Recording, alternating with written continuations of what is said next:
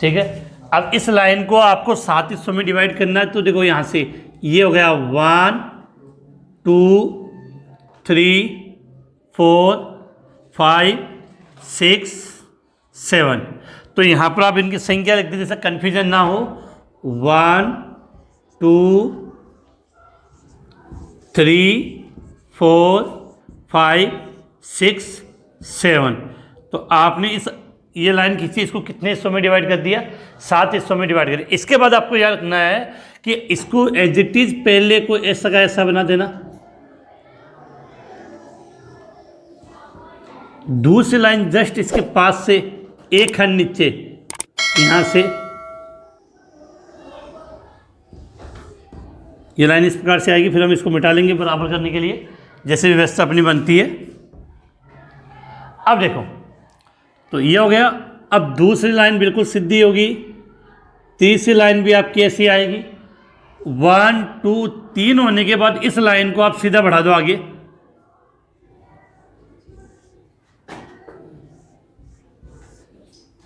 तो आपकी किताब में क्या आपके पास नोटबुक होगी, नोटबुक आपके पास नोटबुक है ही है और स्केल है, तो आप एकदम लाइनें एकदम स्ट्रेट सीधी लाइनें खींच सकते हो, जिससे आपकी कोई प्रॉब्लम नहीं आएगी।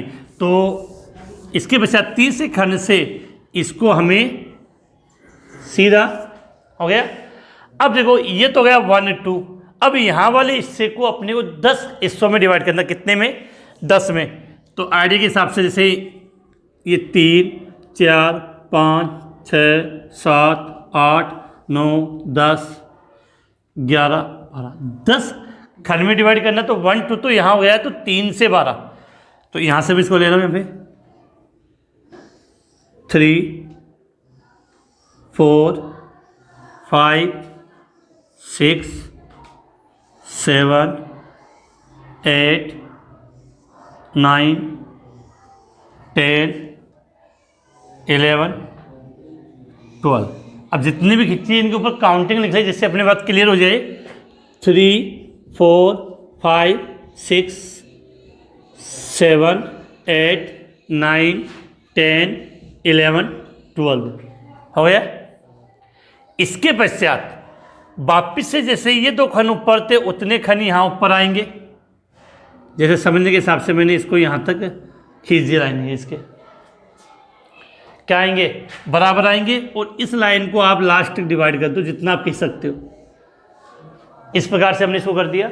अब देखो, ये तो वो आपका 1 2 और ये 3 से क्या बना दिया आपने? 12 तक। अब देखो, इसको डिवाइड करना है 13 14 15 16 17 और 18 तक।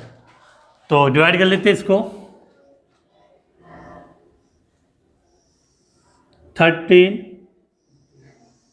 14 15 16 17 और 18।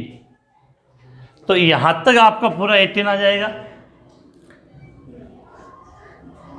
ये से। अब क्या करना है? जैसे ये यहाँ से डिवाइड था, सेम कंडीशन इसको हमने बीच में से इस प्रकार से डिवाइड कर दिया। इसको हमने क्या किया? बीच में से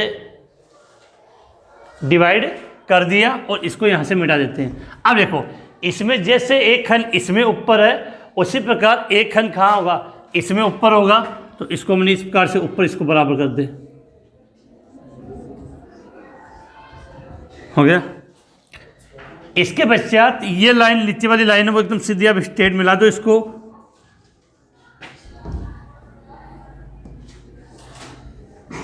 और जो एक्स्ट्रा है उसको आप ऐसे मिटा दें। तो इस प्रकार से यह आवर्सानी की आपकी रूपरेखा तैयार हो जाती है। अब देखो, ये 1 हो गया, एक 2, ये 3 से लेकर कहाँ तक बन गया अपना? 12 तक बन गया। कहाँ तक बन गया? 12। इसके पश्चात देखो, ये हुआ आपका 13 14 15 16 17 और 18। तो अब देखो, आवर्त सारणी से बनाइए। ये तो इतनी हो गई। इसके पश्चात ये लाइन और खींचनी है, जैसे यहाँ से इसको डिवाइडेशन हो जाए। तो आपके पास स्केल होंगे, तो स्केल से जब आप ये लाइनें खींचोगे तो आपकी लाइनें बिल्कुल सीधी और एक्यूरेसी के साथ हो जाएगी। और यहाँ पर क्या बोर्ड बड़ा, तो जितनी बड़ी लाइन को आप सीधा खींचना चाहोगे उतना उसमें थोड़ा सा ऊपर नीचे हो जाता है। तो इस प्रकार से हमने क्या किया, इन आवर्त सारणी का डिवाइडेशन कर दिया।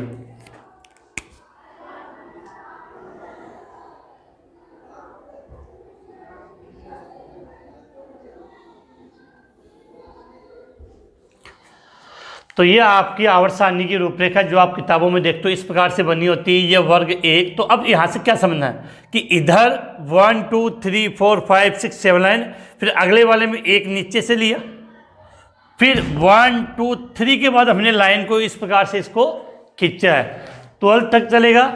उसके बाद 13 के लिए वापस से 2 ऊंचा कर लिया, ऊपर की तरफ दिया, लास्ट कैसे, फिर लास्ट वाले में एक बढ़ा दिया, वापस ऊपर दिया। तो ये थी आपकी आवर्त सारणी की रूपरेखा। अब आपने देखा होगा इसको बनाने के बाद भी आपकी आवर्त सारणी के अंदर 2 लाइनें आपको नीचे की तरफ देखने को मिलती है। कितनी लाइनें? 2 लाइनें आपको नीचे की तरफ देखने को मिलती है। हम उसकी भी बात कर लेते हैं। कितनी लाइनें? 2 लाइनें। तो उसके लिए बनाने के लिए ध्यान रखना कि उसमें 2 लाइनें होंगी और 14 वर्ग या खंड में वो विभाजित होती है। तो यहाँ से सबसे अच्छा तरीका होता है कि बनाने के लिए 1 2 3 4 लेकर इसको यहीं कर लिया। अब 2 लाइन लेकर इसको लास्ट तक इस प्रकार से इसका आप यहाँ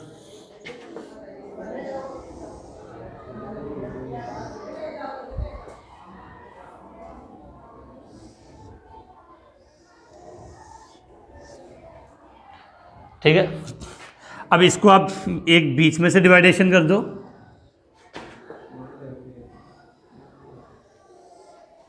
ये हमने इसको बीच में से डिवाइड किया। अब इसको कितने हिस्सों में डिवाइड करना है? 14 हिस्सों में डिवाइड करना है। तो सेम देखो 1 2 3 4 5 6 7 8 9 10 11 12 13 14 हो जाएगा। काउंट कर लो एक बार, कहीं गलती तो नहीं है। तो 1 2 3 4 5 6 7 8 9 10 11 12 13 और 14। तो कभी भी अगर आपको आवर्त सारणी की रूपरेखा बनानी है तो हम इसको इस प्रकार से बनाएंगे। उसमें विशेष ध्यान रखनी है कि यहाँ पर जैसे पहले हमने एक लाइन खींची है और उसको कितने हिस्सों में डिवाइड करते हैं? 7 हिस्सों में डिवाइड करते हैं।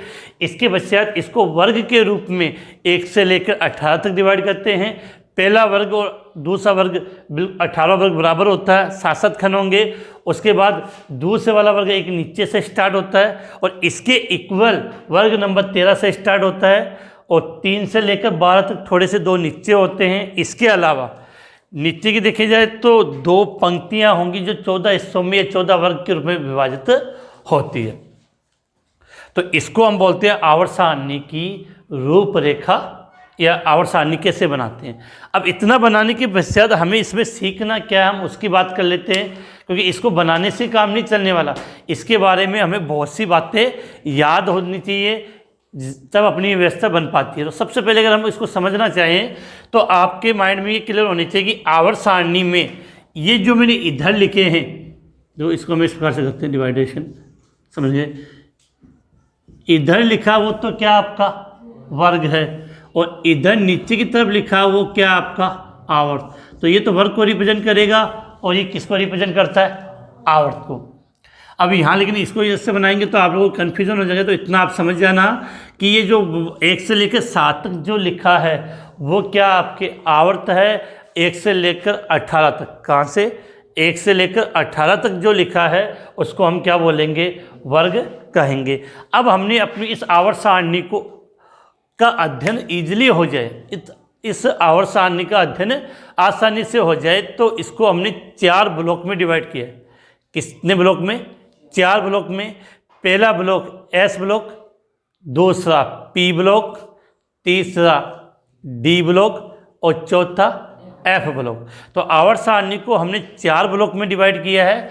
तो अब यहाँ से आपको याद करना है कि वर्ग नंबर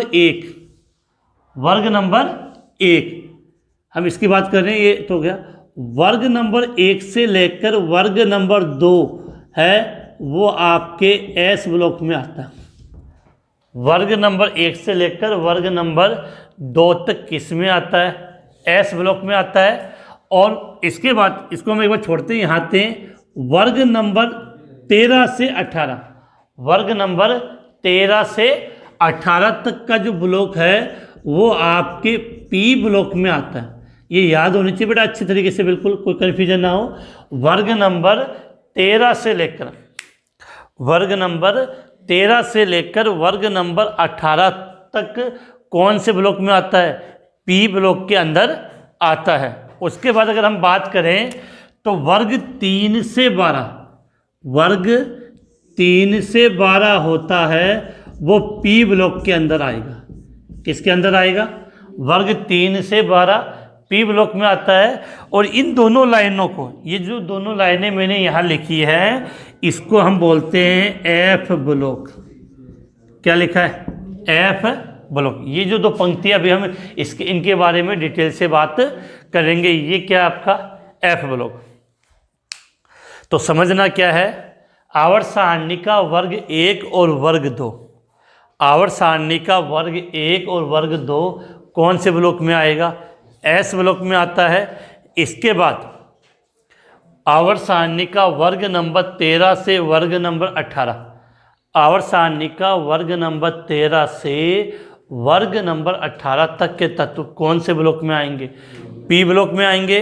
और वर्ग 3 से 12, वर्ग 3 से 12 है वो डी ब्लॉक में आते हैं। वर्ग 3 से 12 डी ब्लॉक में आएंगे। और इसके अलावा जो दो लाइनें आप नीचे की तरफ देखते हो इस आवर्त सारणी के, वो आपके किस में आते हैं? एफ ब्लॉक में आता है। कौन से ब्लॉक में आता है? एफ ब्लॉक में आता है। अब इसके पश्चात प्रत्येक वर्ग में कौन कौन से तत्व भरे जाते हैं वो हमें याद होने चाहिए। अभी मैं एक बार शॉर्ट लिस्ट में बता रहा हूँ, उसके बाद में एक एक वर्ग के बारे में आपको डिटेल से बात करेंगे। इनके तत्वों को हमें कैसे याद करना उसके बारे में भी हम बात करेंगे। तो यहाँ से अगर हम समझते हैं, जैसे ये एस ब्लॉक है, तो एस ब्लॉक में आप सब जानते हो कि इसको यहाँ जब भरते तो आवर्त सारणी का पहला तत्व हाइड्रोजन आता है, तो नंबर 1 पर हाइड्रोजन भरते एच। याद कर लेना कि आवर्त सारणी का प्रथम तत्व पूछे तो आंसर क्या होगा? हाइड्रोजन। अब देखो तरीका क्या होता है कि पहला हाइड्रोजन यहाँ पर आ जाएगा। आवर्त सारणी के अंदर तत्वों को उनके परमाणु क्रमांक, एटॉमिक नंबर, परमाणु संख्या के आधार पर व्यवस्थित किया गया, वो भी परमाणु क्रमांक या संख्या के बढ़ते हुए क्रम के आधार पे। तो यहाँ पर हाइड्रोजन आता है, तो यहाँ पर क्या आता है? हीलियम आता है। लेकिन क्या इस प्रकार से जब हम तत्व भरते हैं तो हमें याद नहीं होता, तो हमने इन तत्वों को बात करें, हम इन तत्वों को इसके बाद देखो यहाँ से कि इसको हमने इतना किया। अब करना क्या है कि सबसे पहली बात तो ये क्लियर होनी चाहिए कि वर्ग नंबर 1 और वर्ग नंबर 2, ये जो पोर्शन है आपका इतना इतना पोर्शन, ये जो थोड़ा सा मैं रेड कर रहा हूँ यहाँ पे, ये जो पोर्शन है वो आपके कौन से ब्लॉक में आता है? एस ब्लॉक के। तो अर्थात ये जो तत्व होते हैं वो कौन से ब्लॉक के होंगे? एस ब्लॉक के तत्व होते हैं। कौन से ब्लॉक के तत्व होंगे? ये एस ब्लॉक के तत्व होंगे ये।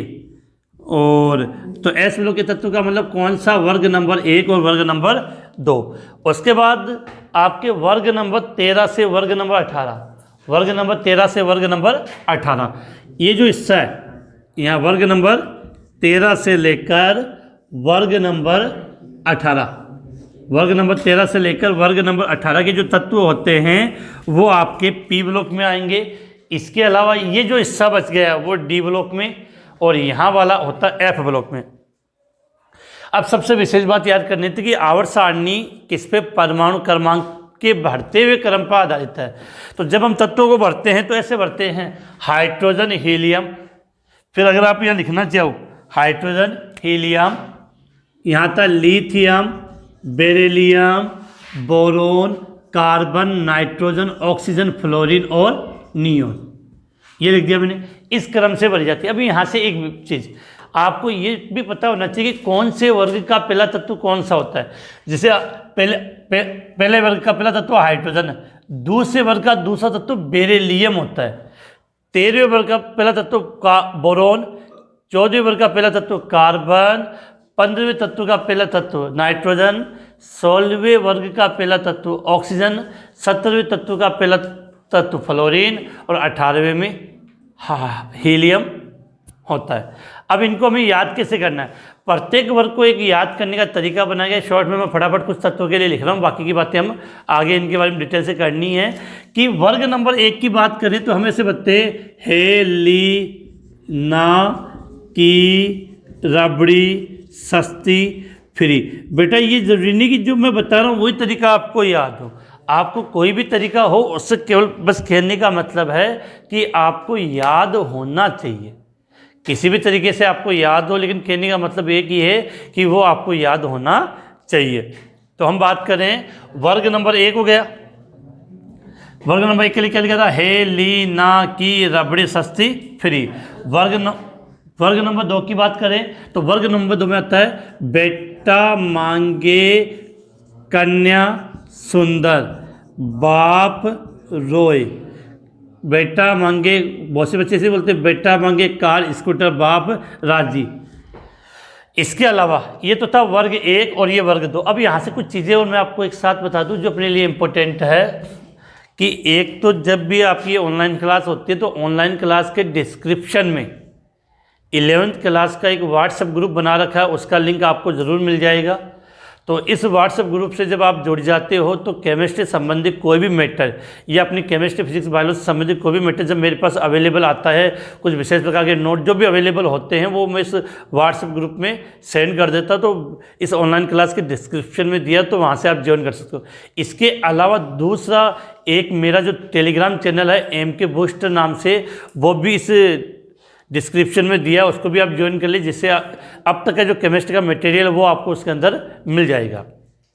इसके बाद हम बात करते हैं कि वर्ग नंबर 1, यहाँ समझना है कि वर्ग नंबर 1 के तत्वों को हम क्षार धातुएं कहते हैं। कौन सी धातुएं? क्षार धातुएं। ये अपने माइंड में बिल्कुल क्लियर कर लेना कि वर्ग 1 के तत्वों को हम क्या कहते हैं? क्षार धातुएं। और वर्ग 2 है, वर्ग 2 के तत्वों को क्षारीय मर्दा धातुएं कहते हैं। वर्ग 2 को हम क्या बोलते हैं? क्षारीय मर्दा धातु। फिर से रिपीट कर रहा हूँ, वर्ग 1 होता है उसको बोलते हैं क्षार धातुएं, और वर्ग 2 है, क्या लिखा है? वर्ग 2, उसको हम बोलते हैं क्षारीय मर्दा धातुएं कहते हैं। इसके पश्चात मैंने कहा कि पहले एस ब्लॉक पढ़ते हैं, एस ब्लॉक के बाद हम सीधा काम पहुंच जाते हैं पी ब्लॉक में। तो अगर पी ब्लॉक की बात करें तो पी ब्लॉक स्टार्ट होता है 13वें वर्ग से, और 13वें वर्ग के लिए हमने लाइन याद करते हैं कि बैंगन, आलू, गाजर, इन, थैला। बोरोन, एल्यूमिनियम, गैलियम, इंडियम और thallium. Boron, aluminium, gallium, indium और थैलियम। बैंगन, आलू, गाजर, इन, थैला। इसके पश्चात 14वें वर्ग की बात करें तो लिखते हैं का, सी, गए, शंकर, प्रभु। काशी गए शंकर प्रभु। 16वें वर्ग, इस 15वें वर्ग की बात करें तो नेपाल, पाकिस्तान, ऑस्ट्रेलिया, सब भिखारी। नेपाल, पाकिस्तान, ऑस्ट्रेलिया, सब भिखारी। इन सब तत्वों को मैं अलग से आपको एक का नाम लिखाऊंगा, एक का परमाणु क्रमांक लिखाऊंगा, और अलग से याद करने के तरीके की बात करेंगे। लेकिन एक बार हम शॉर्ट में इसको बात करें। फिर 16वां वर्ग। अब देखो 15वें वर्ग को जब हम स्टार्ट करते हैं तो देखो एक तो देखना कि जैसे 13वां वर्ग का पहला सदस्य क्या होता है? बोरोन। तो इसको बोल देते हैं हम 13वें वर्ग को हम बोल सकते हैं बोरोन परिवार। 14वां वर्ग का पहला सदस्य क्या होता है? कार्बन। तो इसको हम कह सकते हैं कार्बन परिवार। 15वें वर्ग का पहला सदस्य होता है नाइट्रोजन। तो इसको कह सकते हैं नाइट्रोजन परिवार। लेकिन नाइट्रोजन परिवार के अलावा इस 15वें वर्ग का एक विशेष नाम होता है जिसको हम बोलते हैं निकोजन वर्ग। क्या बोलते हैं? कौन से वर्ग को? 15वें वर्ग को हम और क्या बोल सकते हैं? निकोजन वर्ग। 15वें वर्ग को हम क्या बोलते हैं? निकोजन वर्ग बोलते हैं। 16वां वर्ग की बात करें तो ओ, सलमा, सीले, तेरी, पॉकेट। क्या लिखा? ओ, शर्मा, सीले, तेरी, पॉकेट। तो जो आपका 16वां वर्ग होता है, ये ऑक्सीजन परिवार बोलेंगे, या इसके लिए हम एक शब्द बोलते हैं चालकोजन। चालकोजन, या इसके लिए एक और शब्द बोल देते हैं कैल्कोजन। सॉल्वेबल के लिए, सॉल्वेबल के लिए क्या बोलते हैं? चाल्कोजन या कैल्कोजन। फिर से रिपीट कर रहा हूँ, सॉल्वेबल के लिए क्या शब्द बोलते हैं हम? चाल्कोजन या कैल्कोजन शब्द का प्रयोग करते हैं। और सत्व वर्ग के लिए बात करें तो फ्लोरीन, क्लोरीन, ब्रोमीन, आयोडीन, एस्टेटिन। फिर कल बाहर आई आंटी, फिर कल बाहर आई आंटी। 17वां वर्ग हो गया। इस 17वें वर्ग को आप सब जानते हो कि इस 17वें वर्ग की कौन से तत्व है? फ्लोरीन, क्लोरीन, ब्रोमीन और आयोडीन। इनके लिए हम एक शब्द यूज करते हैं, अगर जानते हो तो आप कमेंट्स में बता सकते हो। क्या बोलते हैं हम उसको? हैलोजन। क्या कहेंगे? हैलोजन वर्ग कहते हैं। तो 17वें वर्ग की जब अगर हम बात करें तो इसके लिए जंगा नहीं है, तो मैं थोड़ा सा इधर ले रहा हूँ कि इस 17वें वर्ग को हम क्या बोलते हैं? हैलोजन। 17वें वर्ग को हम क्या कहेंगे? हैलोजन कहते हैं। अब आ जाता है 18वां वर्ग। कौन सा वर्ग? 18वां वर्ग। 18वें वर्ग का मतलब होता है कि इन सबके बाहरी कोश में 8 इलेक्ट्रॉन होते हैं, अर्थात इनका अष्टक पूरा होता है। इस कारण से ये किसी के साथ क्रिया नहीं करते हैं। और 18वें वर्ग की विशेष बात है कि इस वर्ग के जितने भी तत्व होते हैं वो सब गैसीय अवस्था में पाए जाते हैं। कौन सी अवस्था में? गैसीय अवस्था में पाए जाते हैं। तो हम कह सकते हैं हे नेता और कर्मचारी जीते रहो। जीते रहो रेडान आता RN।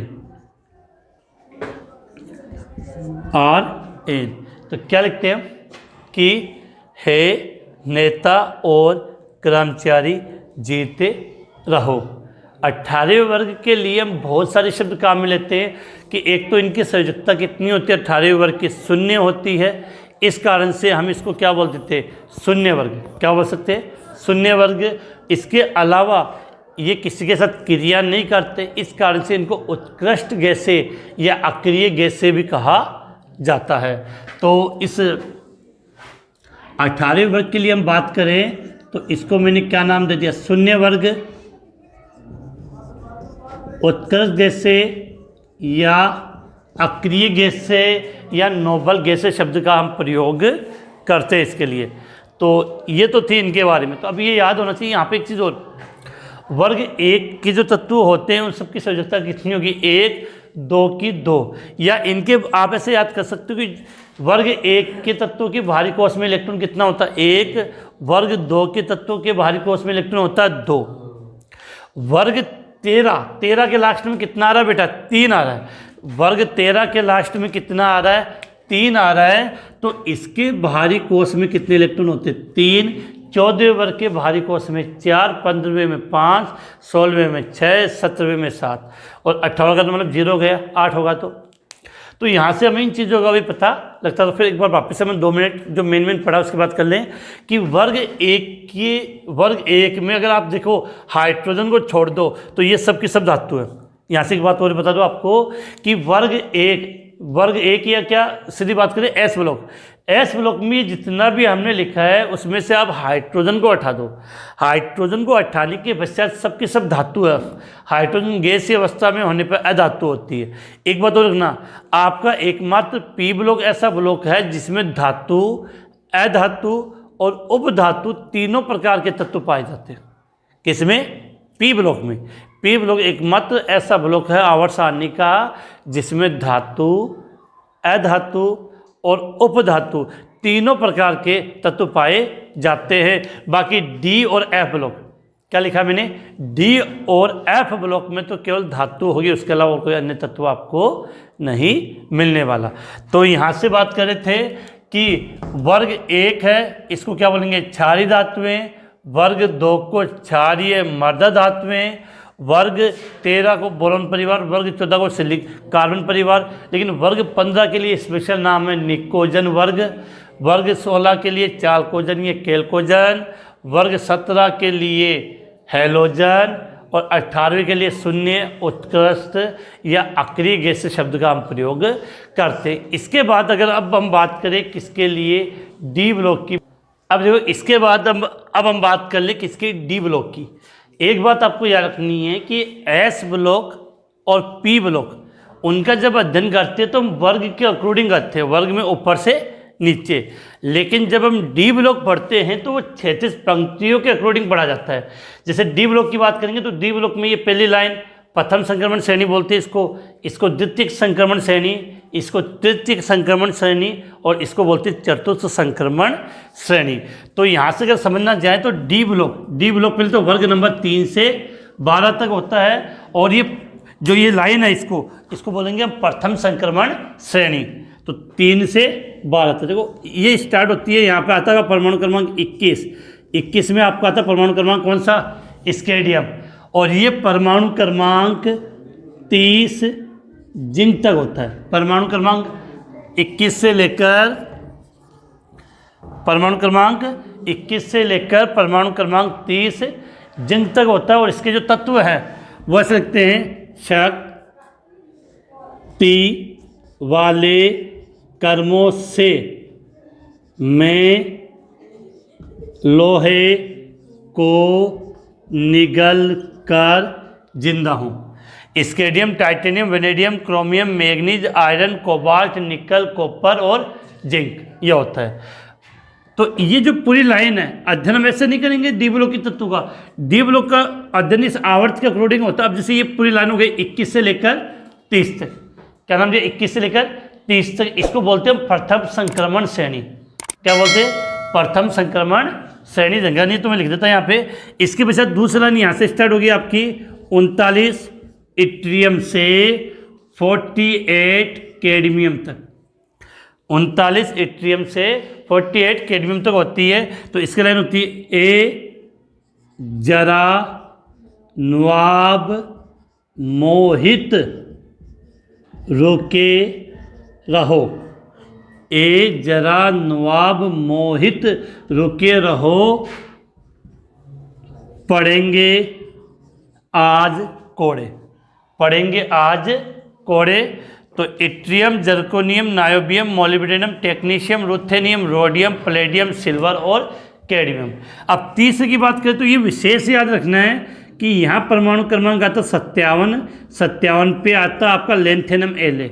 यहाँ परमाणु क्रमांक आएगा 57 पे आएगा लेंथेनम। इसके बाद यहाँ से 14 तत्व मिश्र जो यहाँ आ जाते हैं आपकी इस लाइन में, उसके बारे में बात करेंगे। इसके बाद देखो परमाणु क्रमांक 57 पे लेंथेनम, फिर यहाँ आता आपका 58 पे यहाँ आता सीरियम Ce, 58 पे क्या आता है सीरियम Ce, और ये लाइन यहाँ तक रहती है 71 लुटेशियम तक। कहाँ तक होती है, 71 लुटेशियम तक होती है। अब देखो इसके बाद 71 होने के बाद यहाँ आता है 72 पे यहाँ आता है हैफनियम। तो इसके और ये यहाँ तक आपकी 80 मरकरी तक होती है। कहाँ तक होती है, 80 मरकरी तक होती है। अब देखो ला हफ्ता वरना रे ओसामा, इधर से पिटाई और होगी। ला हफ्ता वरना रे ओसामा, इधर से पिटाई और होगी। तो इसके लिए आपको याद करना था कि lanthanum, hafnium, tantalum, tungsten, rhenium, osmium, iridium, platinum, gold और मरकरी। इसके बाद को यहाँ पर आता है आपका 89 पे आता है एक्टिनियम, फिर आएगा सीधा एक्टिनियम, तो 90 आ जाता है यहाँ पे। 90 पे आता है थोरियम, 90 पे क्या आता है थोरियम, और 90 से लेकर ये यहाँ चलता है 103 तक। कितना, 103 पे आता है लोरेंसियम, 103 पे लोरेंसियम, फिर 104 आता है यहाँ पर आपका रदरफोर्डियम। इसके बाद अगर इसको यहाँ चलाओगे तो 112 पर UUB। ये संक्रमण श्रेणी अभी, ये जो लाइन है डी ब्लॉक की, अभी कंप्लीट ऐसे मान सकते हैं इसके पूरे तत्वों की खोज नहीं हुई, इसलिए अधूरी रहती है। अब यहाँ से आपको क्या समझना है कि जो डी ब्लॉक है, डी ब्लॉक का मतलब वर्ग 3 से लेकर 12 तक के जो तत्व है वो डी ब्लॉक में आते हैं। डी ब्लॉक का अध्ययन 36 पंक्तियों के रूप में किया जाता है। इन पंक्तियों को जैसे पहली है 21 से, पहली क्या है 21 से 30 तक है, इसको बोलते हैं प्रथम संक्रमण श्रेणी, फिर इसको बोलेंगे द्वितीय संक्रमण श्रेणी, ये तृतीय संक्रमण श्रेणी, और ये होती है आपकी चतुर्थ संक्रमण श्रेणी। इसके बाद हम समझते हैं कि यहाँ वाली जो दोनों लाइनें हैं उनको हम बोलते हैं एफ ब्लॉक। क्या कहा जाता है? F block. अब देखो कि 57 के बाद यहाँ आया 58 पे सीरियम, तो ये 57 के बाद आई है, बाद में स्टार्ट हुई, इस कारण से इस ऊपर वाली लाइन को हम बोलते हैं लेंथेनॉइड श्रेणी। क्या नाम दीजिए इसका? लेंथेनॉइड श्रेणी।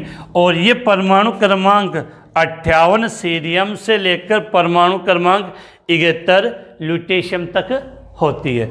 इसके बाद हम इसकी बात करें तो 89 के बाद आता है आपका 90, 89 पे आता है आपका एक्टिनियम। क्या आता है? एक्टिनियम। तो ये एक्टिनियम के बाद शुरू हुई है, इस कारण से इसको हमने नाम दे दिया एक्टिनोइड श्रेणी। क्या नाम दिया? एक्टिनोइड श्रेणी। तो एफ ब्लॉक के अंदर कितनी श्रेणियाँ होगी? 2 श्रेणियाँ, लेंथेनोइड श्रेणी और एक्टिनोइड श्रेणी। तो ये एक्टिनोइड श्रेणी 90 से 103 लोरेंशियम तक, और इसके बाद आपका यहाँ आ जाता है 104 पर रदरफोर्डियम। अब अगर आपसे कोई क्वेश्चन पूछ लिया जाए कि एफ ब्लॉक में कितनी श्रेणी है, तो याद होनी चाहिए कितनी? 2। पहली लेंथेनोइड श्रेणी और दूसरी एक्टिनोइड श्रेणी। अब सुनना, इनको हमने आवर्त सारणी से अलग कर दिया, लेकिन देखा जाए तो ये कहाँ का हिस्सा है? यहाँ इनके बीच का हिस्सा है। अब आपसे कभी पूछ लिया जाए कि लेंथेनोइड श्रेणी आवर्त सारणी के कौन से वर्ग में आती है, कन्फ्यूजन हो जाएगा कि लेंथेनोइड श्रेणी है वो आवर्त सारणी के कौन से वर्ग में आती है। तो कन्फ्यूजन, तो इसका आंसर आप क्या दोगे? सुन लेना यहाँ पे कि देखो बेटा, ये लेंथेनम के बाद है, तो याद कर लेना कि ये कौन से वर्ग में आती है। दोनों को दोनों श्रेणियाँ तीसरे वर्ग में मानते हैं। ए ब्लॉक के तत्वों को हम कौन से वर्ग का ही हिस्सा मानते हैं? तीसरे वर्ग का ही हिस्सा मानते हैं। तो प्रश्न कभी आ जाए कि एफ ब्लॉक कौन से वर्ग में आता है, तो तीसरे वर्ग में। अब आवर्त की बात करें तो समझ लेना कि लेंथेनोइड श्रेणी है वो आपकी कहाँ से उठाई गई है? यहाँ से लिखकर यहाँ रखी गई है। और लेंथेनम कौन से वर्ग में? छठे वर्ग में। तो लेंथेनोइड श्रेणी कौन से आवर्त में आती है? छठे आवर्त में। और एक्टिनियम श्रेणी है वो आपकी यहाँ से ली गई है, कौन से आवर्त से? 7वें आवर्त से। तो बिल्कुल क्लियर होना चाहिए, ए ब्लॉक के अंदर 2 श्रेणियाँ, लेंथेनोइड श्रेणी वर्ग 3 और आवर्त नंबर 6 में होती है। एक्टिनोइड श्रेणी वर्ग 3 और आवर्त 7 में होती है। अब इनके अंदर कौन कौन से तत्व बढ़ते, कैसे बढ़ते, इनको कैसे याद करना है, उनकी बात हम डिटेल से करेंगे। उम्मीद है इतनी बातें आपको समझ में आ गई होगी। इसका मैं दे रहा हूँ, आप पहले स्क्रीनशॉट ले लें, फिर मैं आगे बात करता हूँ।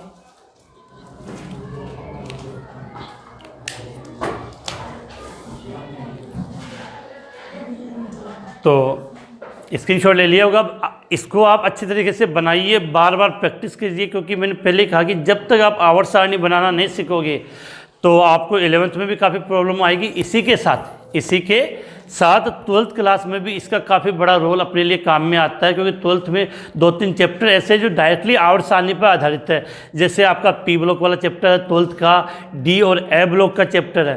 तो इसलिए इसको अगर आप अच्छे तरीके से इसकी प्रैक्टिस करोगे, इसको ढंग से बनाओगे, तो आपको कोई कन्फ्यूजन नहीं होगा। और कल जब हम नेक्स्ट क्लास लेंगे तो उसमें हम प्रत्येक वर्ग, प्रत्येक ब्लॉक की अलग अलग बात करेंगे, जिससे ये आपको आसानी से मुँह जबानी याद हो जाए। तो अतः आज की क्लास हम यहीं समाप्त करते हैं।